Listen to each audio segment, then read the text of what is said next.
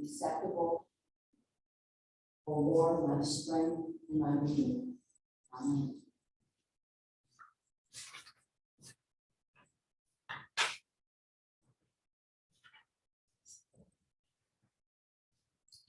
Our reading from Luke this morning was very hard for me. The word hate is a very potent word. Stays with you, means so many things.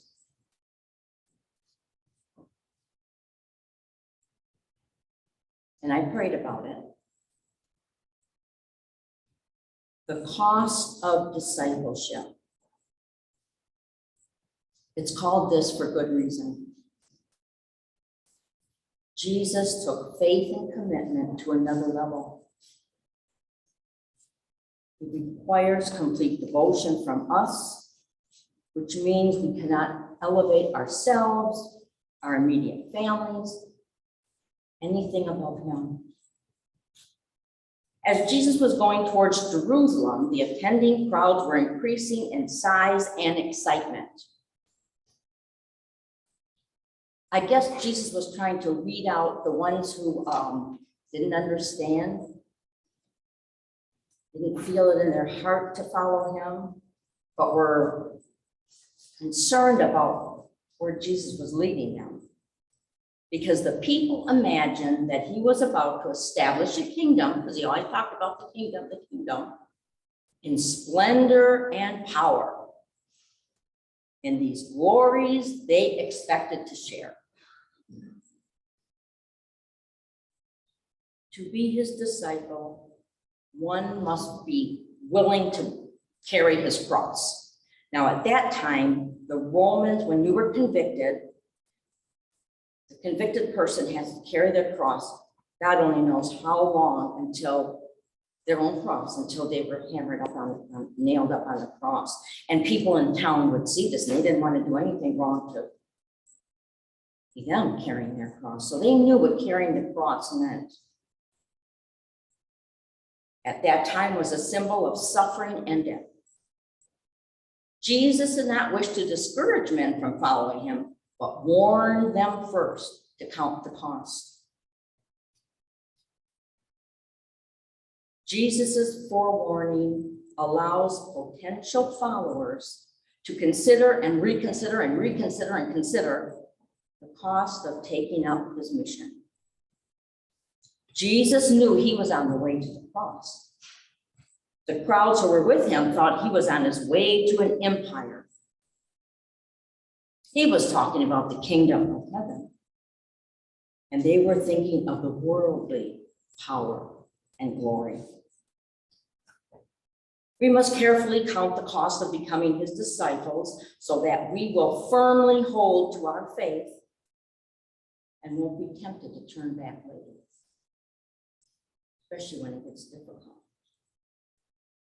Living the high demands of Christian life, let us remember this one thing.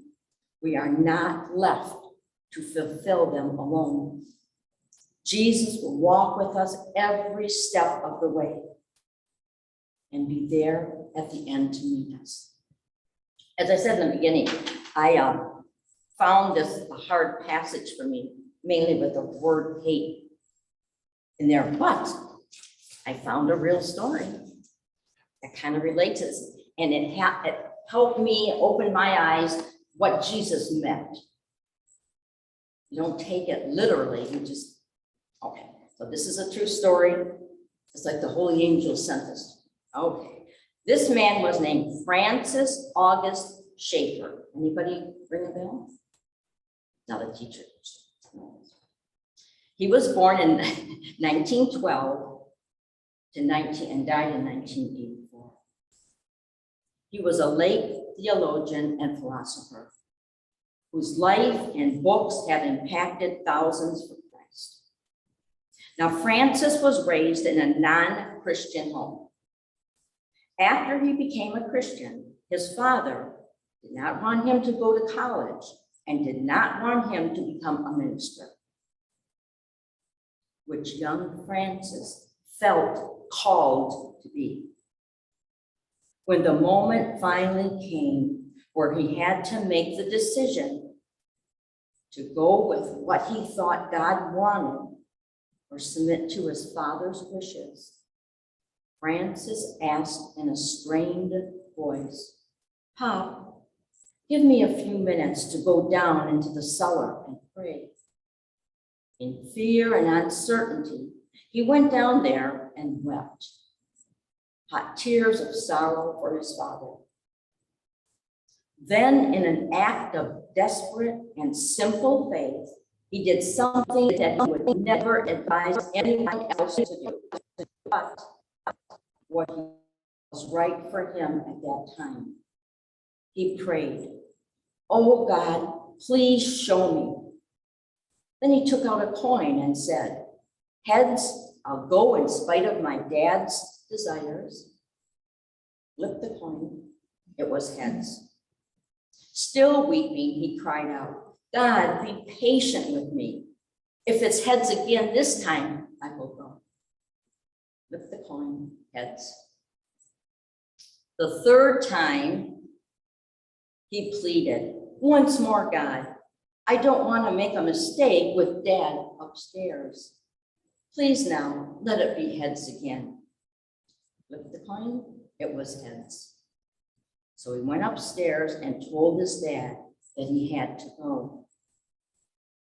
His dad looked hard at him, then went out to slam the door.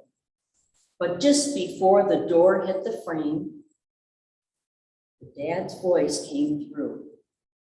"I'll pay for the first half year only." It was many years later that Francis's dad became a Christian. But Francis thinks that this moment was the basis of his salvation when Francis declared, "I must follow the Lord." Amen.